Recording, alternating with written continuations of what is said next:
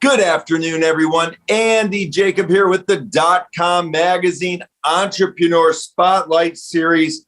I am so excited and delighted about today's show. You know, I have so many entrepreneurs, so many startup founders, even so many people that fund startups that reach out to me and they say, Andy, you know, what's the key to a startup? What's the key to having a great startup? So of course, I went through my Rolodex in my brain and I decided to bring on someone that I know is really doing so well with his startup.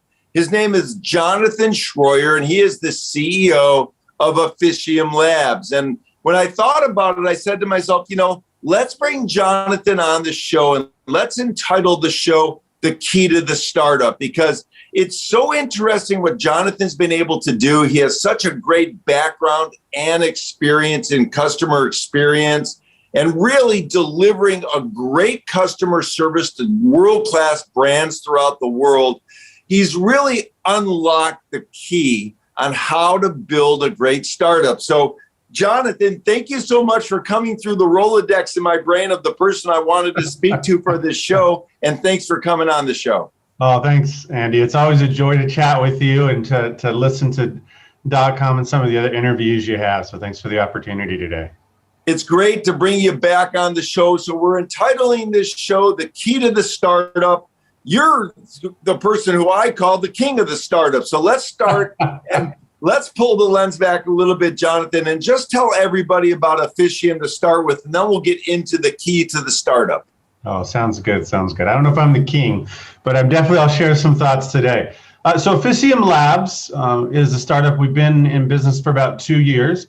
We started with 4 people, $150,000 loan, and we're just about to hit our 2-year anniversary. Actually, I'm looking at the date there, and 4 days. And we've just amassed $10 million in revenue this month. So we went from $150,000 loan to $10 million in revenue in 2 years. And so it's been pretty amazing. But we're a service technology company, and we provide frontline services as well as SaaS technologies to companies to increase the ROI of their overall CX. So it's been pretty amazing. I love it. It's such a great trajectory. And, you know, with all of your background and experience, Jonathan, it just makes all the sense in the world. You also have made an acquisition along the way. We'll get into that in a little bit. But when we think about, you know, taking yourself back a couple years, you know, when you borrowed the money and you started the company, for the younger entrepreneurs that reach out to me and say, Jake, you know, what's the key to the startup? What was going on through your mind at Oqədium at that point in time 2 years ago? Well, the first thing when you start a company is there a reason or a purpose for your company, right? And when I say that, I don't mean should your company be existed because you want there to be a reason or purpose? Does the market indicate that there's a reason or a purpose? And so my co-founder and I, Scott, we walked through the streets of San Francisco, nice touch on the background, and we thought about how broken customer experience was. And we remember reading the DotCom, you know, survey and the report that talked about large companies, small companies are losing $339 billion a year because of poor customer experience. And so the first key in my perspective anyways, of a startup is there a relevant reason why you need it? And do you have a good idea to be different or to disrupt? And so that's kind of the first key. So that's what Scott and I really thought about when we started Oqədium a couple of years ago. I love it. So you walk the streets of San Francisco and you said to yourself, you know, what's the big need out here in customer experience? And you really knew based on your background and experience that if you could provide something better or different or something that was like lightning in a bottle, if you will, that you would have something. So let's talk about that a little bit. How long did it take for you to formulate Oqədium? I mean, was it done on the back of a napkin, or did it take weeks or months or years? Well, it feels like it was done on the back of a napkin, but we were fortunate that some of our great shareholders are Forte and Rally. Forte is obviously a blockchain gaming platform. Rally is a blockchain kind of tokenization platform as well. That we incubated inside of those companies for about 4 or 5 months, and then we said, hey, we really feel like we have something, and so we spun out. And Kevin Chu was so gracious to give us a $150,000 loan. We pitched our idea. We told them about how services is broken and that we could build the future of it. And so we said, hey, we got 4 people. Let's go experiment. Let's go iterate. And let's go see if the market is ready for Oqədium. And Kevin believed in us, which is the second key to a startup, is you have to have funders or other people that have vision or money that believe in you and that can help you be successful. And that's what really Forte, Rally, Kevin, and many others in that team was for us. They were believers in our vision, our mission, and what we wanted to do. I love it so much, and that's awesome. And we want to get into that momentarily, but let's talk about the incubation process. Yep. What happened there, Jonathan? What did that feel like? What did that mean to you and your company as you were a younger startup 2 years ago? Well, for us, it was important to build the model. So you have to build an operational model, right? And building an operational model inside of a larger company is much different than saying, hey, the operational model for an entire company. So you kind of have to build the operation model ground up. You learn a lot about, gross revenue, gross profit, operating margin, all this kind of stuff, right? And then you have to look at the legal component, and you have to look at the HR component, and you have to look at you start to have to think about the client. How do we sell? How do we market? All of these, bits and bobs. It's great to have an incubation. So then you could build a model that is end to end. And actually, we tested with a couple of clients, right, in the kind of month 3 or 4 of the incubation, and we're like, okay, we feel like this is something special. And I think that's because we had that incubation period. We had that opportunity to test the model a little bit before we kind of jumped mainstream. I love it. And for the entrepreneurs that aren't really even sure, maybe they're not in Silicon Valley, New York, Miami, Texas, maybe they don't really understand what the whole incubation model is. Could you just sort of describe what that is for the entrepreneurs watching the show? Sure. So essentially, when you incubate inside of another company, they essentially kind of fund your incubation, allow you to test the model out to see if it's going to work, not work. And then once they feel comfortable with it, then you kind of can go mainstream with it. So, we were fortunate to incubate inside of a company. A lot of, startup founders, sometimes they do it as an evening job until they realize that, hey, this is actually my main job, right? And other founders, they have a great idea and they go to VCs and they get, VC or seed or Series A kind of funding for it. So I think the avenue or the journey to becoming a founder is unique for each person. I love it. So you're walking the streets of San Francisco with your co-founder. You're saying to yourself, there has to be a better way. This customer experience is broken. Let's figure out a way to fix that and deliver great brands and amazing customer service experience. You go into an incubator, you spend 3 to 4 months there. They really help you along the way to help figure out what the entire sort of ecosystem of Oqədium looks like. And then you have Kevin step in, and Kevin steps up at that point in time. So maybe you can explain that process, what happened with Kevin. Kevin was the chairman over Rally and Forte. And so him and I had a conversation, and I said, hey, I'd like to build the decentralization of customer experience, because I believe a decentralized, and this is pre-COVID, obviously, I believe a decentralized workforce is the future of work. And I also believe if you can decentralize that and use the service stack framework that I invented, that we incubated on, then we could deliver ROI of CX. And if you combine decentralized work and ROI of CX and you put them together, then that's the future of service, which is obviously is our tagline for Oqədium. And Kevin's like, hey, let's do it. And let's roll with it. And then so it was amazing to have some support and some backing. And, I think one of the things that was critical to our success over the past couple of years was also 2 other keys to startup founders. The third key is your people. Who are you hiring? Who's on that lifeboat with you for that first kind of 4 to 5, 6 months, right? Who are the 5 to 10 people that you hire, and what are the roles that you hire? And I think that's going to be super critical for companies.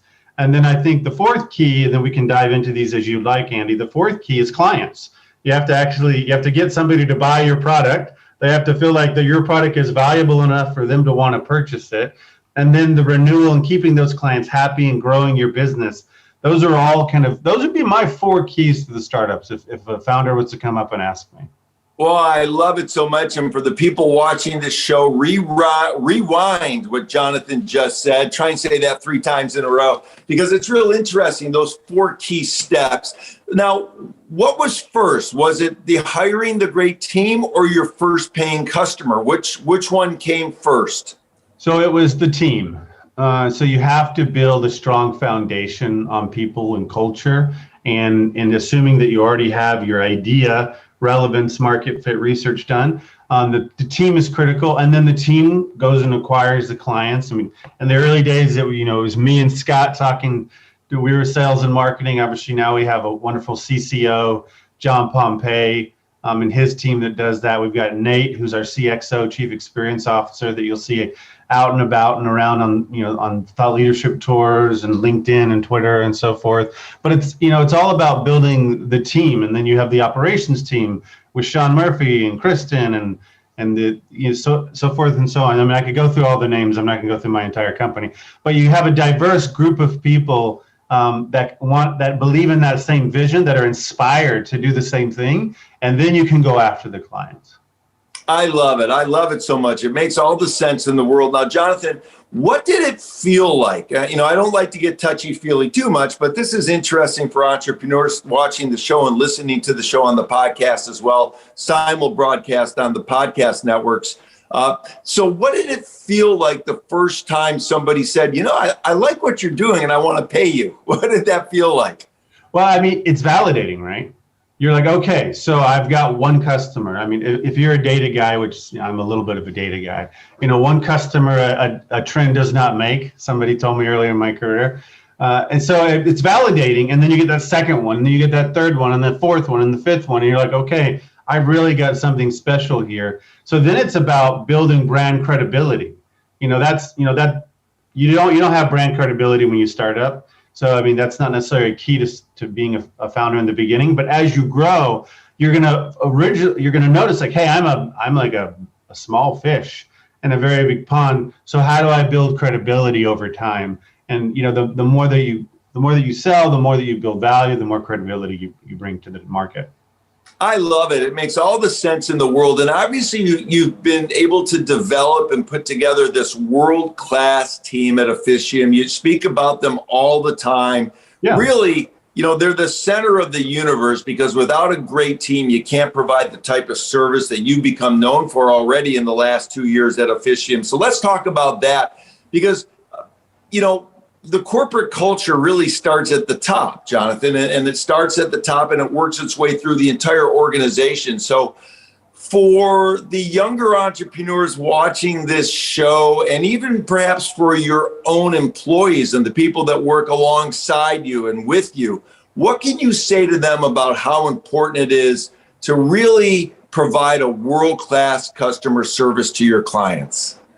Well, I mean, I think if you look at where the market's going and where choice is, consumers are spending their wallet based on and making their wallet decisions and changing their minds as often as they change the apps that they're looking at on their phone, right?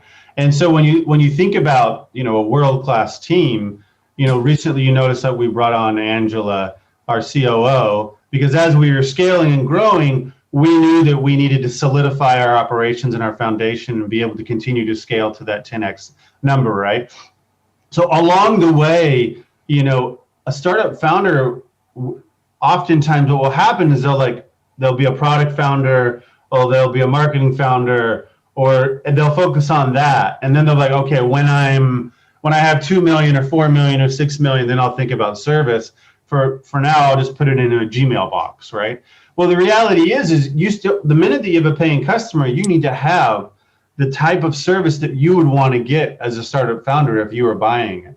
So that's one of the beauties of the service stack, is that it provides a kind of a low cost mechanism for these startup founders to be able to access best in class customer service and deliver that from day one, which is what they want to do, but they're a little nervous because of that cost, value, return ratio. They're not profitable. They only have so much funds. There's these tensions, right? But the reality is customers build your company. And so you have to have those customers, and you have to have happy customers. I love it. It makes all the sense in the world. Let's talk about Onaprawcium's most likely candidate to be a client. Who's reaching out to you, and why are they reaching out to you right now? We have 3 client kind of profiles. So the first one is the client who is interested in the connect part of our service stack. So like, hey, I've got a holiday period coming up. I've got a campaign coming up. I need 10 or 20 resources. I know that you have a flex staff. Can you provide those resources in a short period of time, right?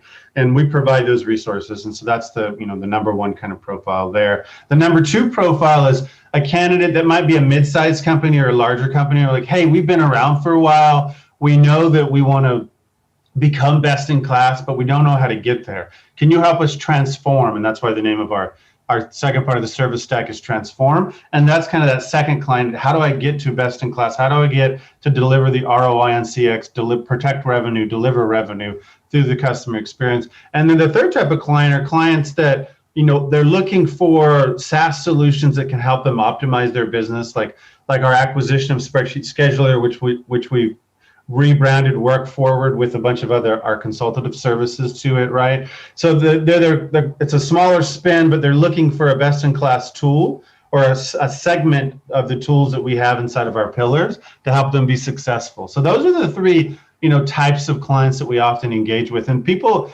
often say to me, hey, why didn't you just go single lane? Why didn't you just go after one client? And I said, well, that is why customer experience is broken. It's because everybody's doing single lane. So nobody inside of the enterprise is looking at the end-to-end. And that's what the service stack really does. And that's one of the disruptive natures of it, is that it looks at it end-to-end, and it finds out along the journey where the problems are and how you can optimize your business, improve your business, enable your business, and deliver ROI. I love it, because once they're in the stack, they don't have to go anywhere else, because the process is right there.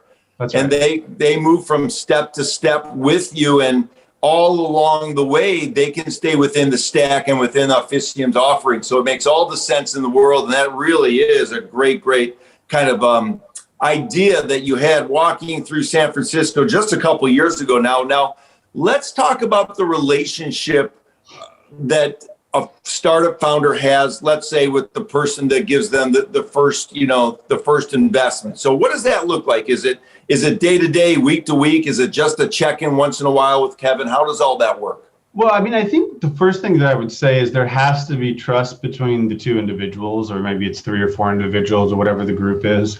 You have to have an element of trust, right? I think the second thing is you have to have folks that are, one of the advice that Kevin gave me early on is he said, hey, it's time to get scrappy.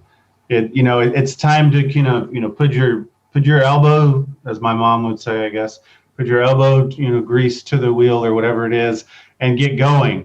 And so he said, hey, let's get scrappy. Let's be different. Let's see how it goes. And then, I don't know, we check in maybe monthly, quarterly.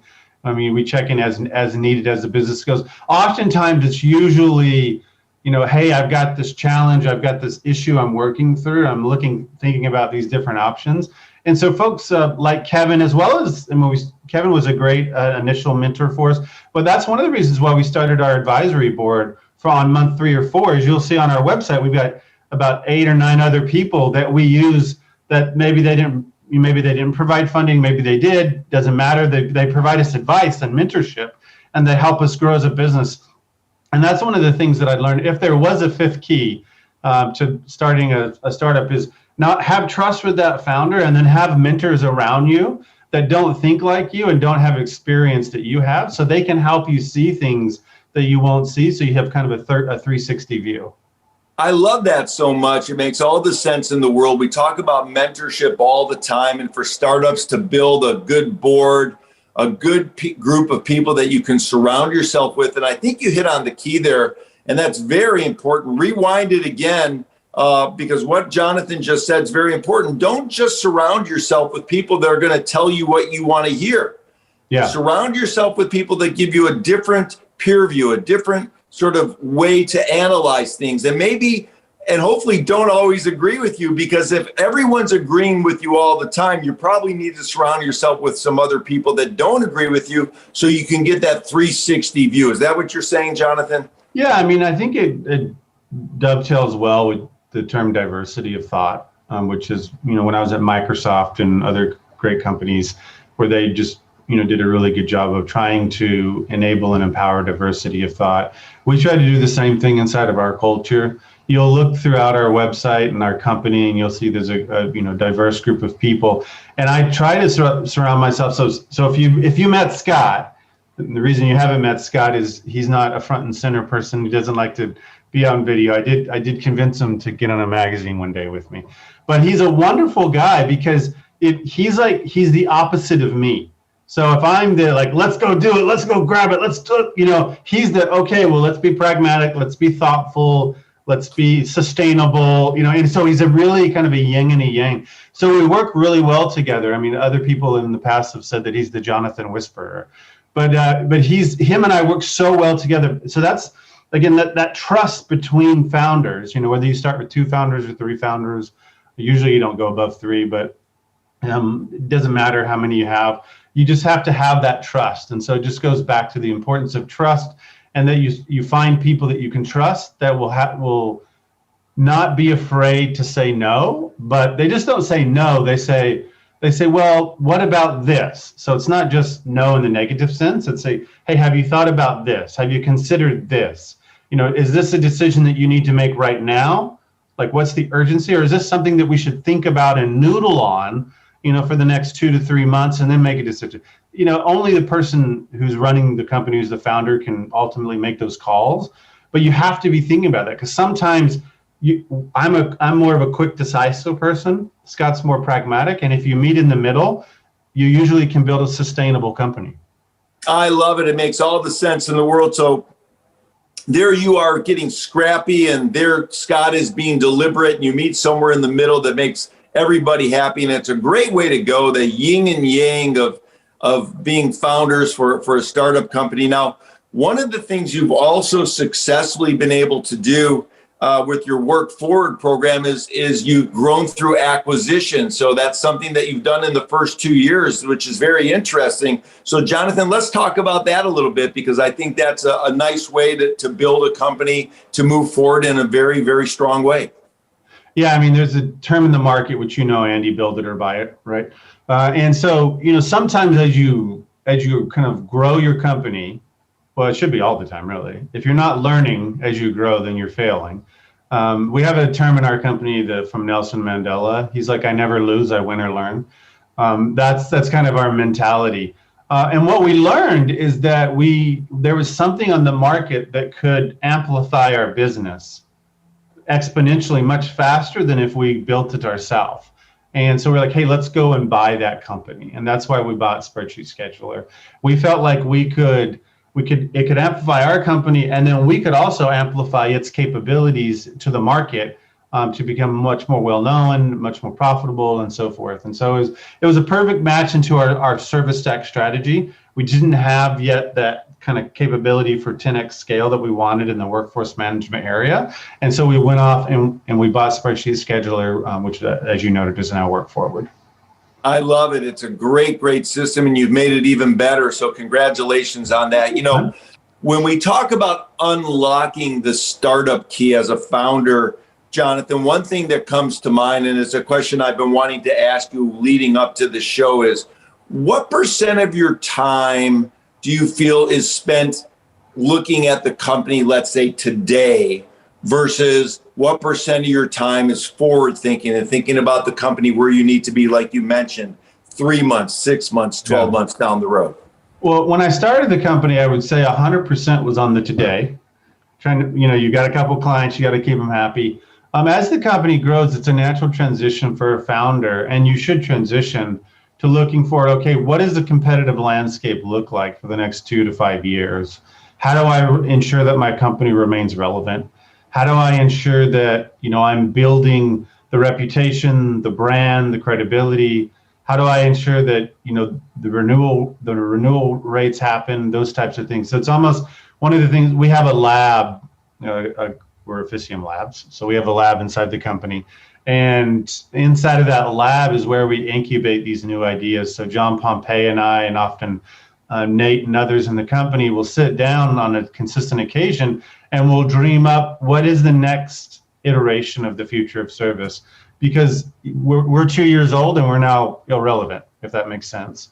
And so it's time to dream of, okay, how do we stay relevant? How do we stay disruptive? How do we stay in that mindset? I love it so much. Somebody once said that at some point in time, there's going to be a company that's going to come around and put me out of business. And what I wish is, and what I hope for, is that company that puts me out of business is me. So in other words, I got this program, I've got this system, but I've got to keep on staying on the cutting edge and put my model sort of out of business to stay relevant so someone else doesn't do it to me. And what I just love what I just heard is, we spoke about the incubator that started a couple of years ago, but now you have your own incubator within your own lab, which is a super great idea. I love that. Yeah, no, it's fantastic. I mean, you learn something that works and you don't break it, just keep doing it, right? And it's a successful model. I love it, Jonathan. Now let's unlock the key a little bit more, because I want to take you back to the beginning. Okay, because a lot of entrepreneurs are going to say to themselves, here he is, he's built Oqədium, he's done, the right steps, he's teaching me the right steps here on the show. But early on, when you sort of hit a pothole or you hit a wall or you hit a groundswell that you couldn't get through, over, or past, what was the mindset necessary as a startup founder to get through to the other side, to make sure that, you kept going? Well, I think there's two elements that I hope that in the future will be taught in schools. And I think it's grit and critical thinking. And so I think that those two things help me as a founder to be successful. And Scott, when we hit those potholes and when we hit things when they feel like we're going to pull our hair out, or the solution isn't obvious, is kind of that grit and critical thinking. And if you wanted to trifecta it, you could add resilience to it. But if that could be taught in school, that'd be amazing. Oftentimes you learn those things through your experiences in life, and what you've gone through and what you've conquered yourself. And the more that you conquer that, and you have that open mindset, and you have the kind of the positive mindset rather than the negative mindset, then I think you can accomplish anything. It may not look exactly like you thought it was going to look when you do it, but I mean, Oqədium doesn't look exactly like we thought it would look 2 years ago. I mean, it's actually bigger than we thought it was going to be 2 years ago, probably 3 or 4 times larger than we thought. And, our product suite looks a little bit different. But in general, if you're heading in the right direction, I would say it's that grit. Well, it's that trifecta, right? That I mentioned earlier. I love it. It makes all the sense in the world. But here's something that I have to ask you, because oftentimes I meet people that want to go start up a company. They have an idea and they're very gritty. But maybe they're not the best critical thinkers. Yeah. And then I meet these great critical thinkers that, man, they can't get off the couch because they don't have that grittiness to sort of get in the dirt and go get it done. So what happens in that case? Should the gritty person find the critical thinker and come together as a team? Is that really the way it should work? Well, I mean, I do think that, as I noted earlier, Scott and I complement each other really well as founders. And I think that, if you're looking for kind of a sixth key, it's that founding relationship. And that's probably the most important. If you have 2 founders or 3 founders that, let's say you have the trust, but you don't have the other things where they complement each other. It doesn't have to be grit and critical thinking. It can be a variety of different things. Then you're not going to have as much success. So I think you're right. The sixth key there is really making sure that founding relationship is complementary and that it has all the necessary components to get through the rough times. I love it. So what's next at Oqədium? Because we spoke about it, we talked about it, we talked about the journey. I'm sure people are going to be listening to this show, 2-3 times, because you're giving great pieces of advice, what I'm calling the keys to startup success. What's next at Oqədium? What's going on in your head now for the next, iteration? Well, I think for us, it's all about scale, right? We have a product. The market loves our product. We have an amazing team. And so now it's time to continue to scale. If we made $10 million in the last 2 years, we need to make $10 million this year, right? And then 20 and 30 and 40 and so forth. But it's not really about the money. That's the way that the market, sees our value. But the way that we see our value is, how do we scale our client? How do we scale our workers? How do we build that vision that we set out, which is the future of work and the future of service combined that delivers ROI of CX? How do we scale that? That's going to be the most important. And what are the product, services, or the disruptions that we need to be building today that are going to help us be successful? Maybe we become the whale in the market. Maybe we become, the mid-sized fish, whatever the term for that is. It doesn't really matter. What matters is, are we delivering value to our client? Do we have a great culture? Are we scaling and helping people be successful? And then, one of the things that we don't often talk about, that the underlying part of Oqədium, is it's Latin for to serve. And it's not only to serve our clients, but it's to serve, the workers. And we intentionally work hard to hire workers in tier 2, tier 6 cities across the world, so that we can help move, the economic capital, from tech hubs to local communities. I grew up in a small town in Texas, 7,000 people. And had I had the opportunity to have this job there, that would have been amazing, right? But with now that the world is flat with technology and information management and all these other things, let's make it flat economically. And so that's a kind of an underlying, I don't know if it's a secret vision, but it's an underlying vision of our company, that if we can become a unicorn type company, then we're essentially moving a lot of economic capital and capability to these local communities as well. I love it. What a great result of starting something 2 years ago with a belief in yourself and your partner, Scott, and moving it forward and having so many people, the incubators, Kevin, and other investors and board members and board advisors, believing in your mission, believing in what you're doing. And the result of that is really a life-changing, earth-shattering type of a movement that can happen as you start, as you continue to impact these communities that you're speaking about. It's really remarkable. And I love the story so much, Jonathan. When we think about young entrepreneurs, you always hear it and you always sort of think about it. Mm-hmm. There's so many great people out there. There's great men and women that have an idea, but they have this woulda, shoulda, coulda story where they just can't get off that darn couch. They just can't get that first step, but they need to. What can you say to those folks that, man, they have a great idea, but they just can't take the first step, Jonathan? I think Nike has said it, right? Just do it, right? That's the Jordan thing. You just got to do it. If you hadn't done it, then, this might be too blunt, but if you haven't done it, then don't complain about it. Like don't reminisce that you should have done it. Just do it. And if you don't do it, then don't feel bad that you hadn't done it, right? Just do it or don't do it, but pick a play, because being a founder is not easy.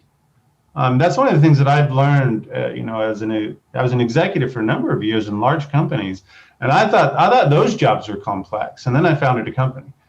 So it's not made for everyone, which is why everyone doesn't succeed at it. But everyone can succeed at it, but it's their choice. And I also would say success doesn't come overnight. Oftentimes, I talk with individuals that want immediate returns. And if you're a startup founder, sometimes you get immediate success, and sometimes it takes a little bit of time. And so you need to be patient and make sure that you think through things, and that you're pragmatic, and that you don't jump ship if you actually have a good idea.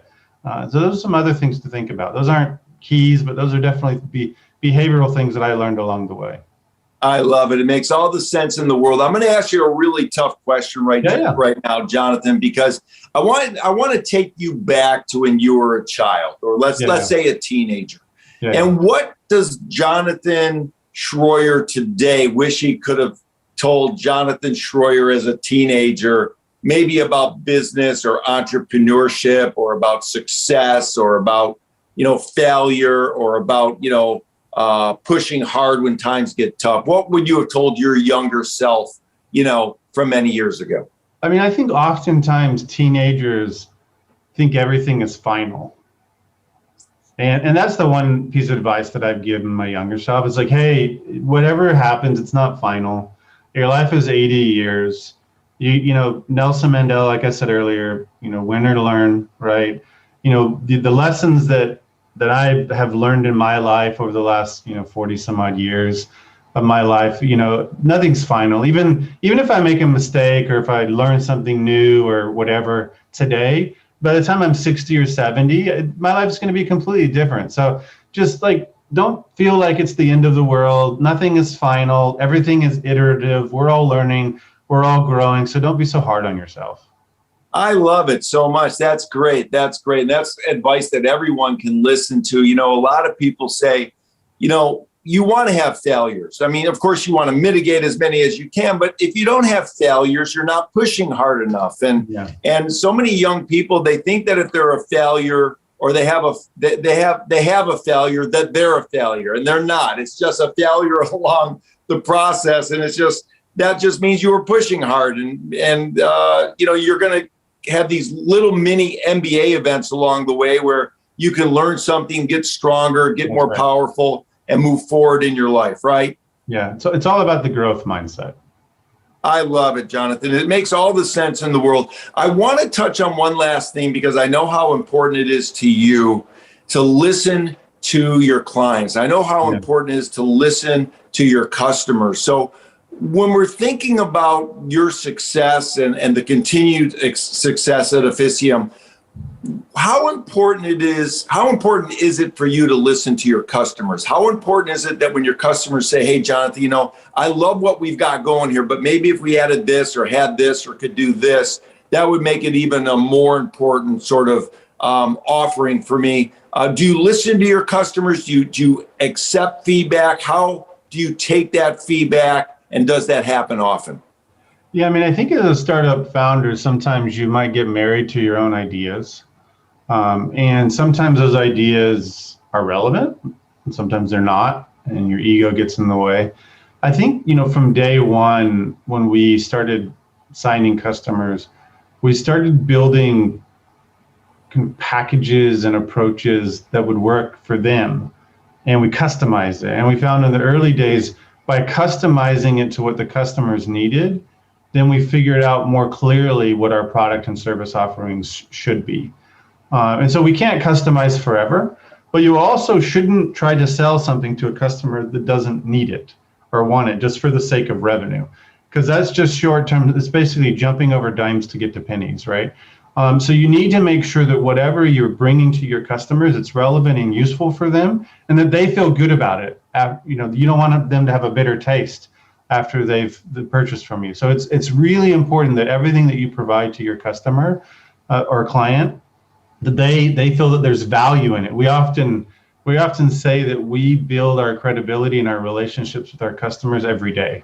It's not a monthly thing. It's not a yearly renewal contract thing. It's an everyday thing. And so you have to adjust. You have to listen, and you have to learn, or you're gonna fall behind. I love it. It makes all the sense in the world. We talk about those Harvard MBA, mini Harvard MBAs that you get along the way. And, the students at these schools like Harvard, or name any school, they're getting these case studies from professors. And what's happening is oftentimes the professors are giving these case studies that, have been around for a couple, 3, 4 years already. And the students are listening to the case studies. The case studies are already obsolete. And when you listen to someone like you, who's on the front lines, that's doing it day in and day out, it's just so remarkable to hear this story. And I think it's going to be so valuable for our people to hear, especially the people that reached out to me and said, hey, what's the key to the startup? Let's unlock the startup key, which is what you've done here very, very successfully, Jonathan. One last question for you, and I know I've taken you over time, and I'm so That's sorry all right. about that, but every time I talk to you, I want to stay on for an hour, but I know your time is very, very specialized right now, especially at this point in time in your life and what's happening at Oqədium. But I want to talk about that team just one more time, because I know how important it is for you to have a great team, and I know how important it's been for Oqədium's growth, and I also know that you've been on some great teams at world-class customers in your career. So let's talk just a little bit more about the impact of a great team, and is the team really the thing that can make or break an entire idea as a startup? Well, I mean, I think the reality is customers build the company, but the heart of the company, the keystone, are your people, right? And I think I touched on this a little bit earlier in the interview as well. And it's so critical. Like, you have to. So in our lifeboat, so our startup, there was four of us or so. It was me, Scott, Kristen, and Sean, right? And then Daniel came on, and then other great people joined us later. Is that you have to have people that believe in the vision and the mission, and that will be willing to make sacrifices to help you be successful, that who will be willing to be your ambassador along the way, people that will be willing to do things that they normally wouldn't be willing to do for a job, right? Because they believe so much in what you're trying to do, not only for the clients and the company, not only for themselves, but for the community. And that's why when we built our company from the ground up, we started it with all three in mind, right? And because I think any company that is going to be relevant today should be socially responsible, right? That's just the way it should be. And so we knew that going in. We're like, hey, we want to be socially responsible. We want to be great to our people. We want to be great to our clients. And so when you have that trifecta together, you can attract amazing talent that are willing to go above and beyond. And then it's not only about building that culture in the beginning, it's about maintaining it and growing it. We use a tool called Office Vibe. I'm not marketing it, but it works really well for us. And it helps us on a weekly basis understand the sentiment of our company as it grows. And every now and again, we'll see like a little dip, and we'll be like, well, what's happening? What's going on? Because we're a decentralized company, so we don't see each other very often. So it's important for us to react, fairly quick to feedback and learn from it. And so it really helps us on a week-to-week basis ensure that we can maintain that culture. And that is going to be one of our largest challenges as we scale, 5x, 10x, and so forth, is to be able to maintain that startup culture. Not necessarily like the startup culture, but it's that culture where people are willing to believe in the vision. People feel like they're trusted. People feel like they want to be part of something that has that trifecta, right? And continue to scale that. So, I mean, I can't say enough about the original team, about all the team that works with us now, the passion that they have. I mean, I know I get to be the mouthpiece of the company, but really the credit goes to the team that does the work on a day-to-day basis with our clients, that's working in the labs to incubate the new ideas. It's working in the back office with finance and HR and so forth, and all the work to keep the company running. All of those folks are critical to the success and have helped us deliver the vision that I'm just fortunate enough to talk to you about today. Wow, that is so powerful, Jonathan. Again, it's really remarkable. And for anybody along the road, whether you're a startup founder or you're down the road a couple years, or you're in business for 10 or 20 years, really listen to what Jonathan just said, because that's the key. And it really comes through. It shines through with what you're doing with Work Forward, with your acquisitions, what you're doing at Oqədium. It's really awesome. Wow, this has been amazing. This has been exactly what the people have been asking for, sort of take them along the ride. What's the key to building a startup? And I think you hit on all the key points from the perspective of a startup founder that's right in the middle of it, that has grit and passion, and surrounded himself with great people. You've got great critical thinking yourself, and you've been able to assemble a great team. We also love your social mission. It makes all the sense in the world. So congratulations, Jonathan. I just wanted to thank you so much for coming on the show. I know that we've had you on before, but when I thought about the key to the startup, or unlocking that startup key, I knew you were the right guy to talk to break down a very complex sort of analysis into a simple way that people can understand it. It's the same way that you've been able to put together such a strong platform, such a strong opportunity for your clients as well at Owiącium. And I know everybody loves it. Everybody loves what you're doing for them. And the people watching the show will have learned so much by having you on the show today, Jonathan. So thanks so much for coming on the .com Magazine Entrepreneur Spotlight Series again. Yeah, thanks, Sandy. And thanks. It's very humbling to hear you say all those nice things, but I'm learning just like everyone else. I'm happy that I could share it with some folks.